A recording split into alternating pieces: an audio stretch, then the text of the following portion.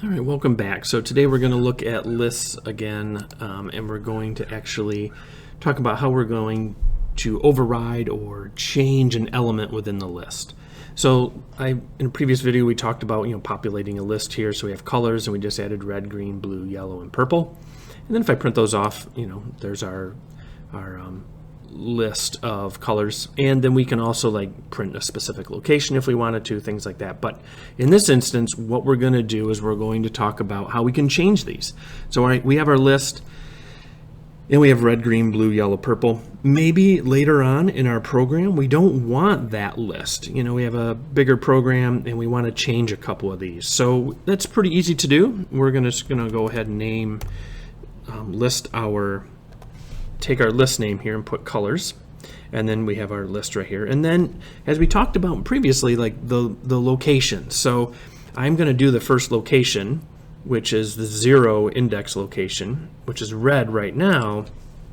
And what we're going to do is we're going to change that to let's do pink. Okay, and so now we have pink that's going to be placed in the red location. And let's go ahead and add another one on here, and let's do the third location, which would be 2.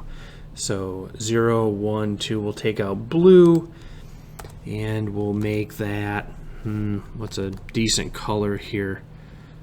We'll do brown, I guess.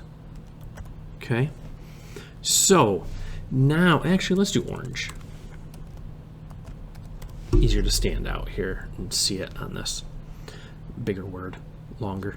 All right, so when we do this, we have colors. We have red, green, blue, yellow, purple. We can see that we printed those over here. Now if we run this, what's going to happen is it should change red to pink, and it should change blue to orange. Okay, so let's go ahead and run that. And we do have pink here now.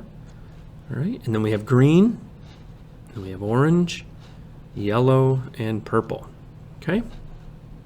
So that's just kind of how you override that index, where you go ahead and say, hey, I'm going to take a different word, or you could do numbers if this were happen to be a list of numbers, but you're basically just going to change those out. All right, hopefully that helps you. That was kind of a short one today, but hopefully that helps you with your coding. Good luck.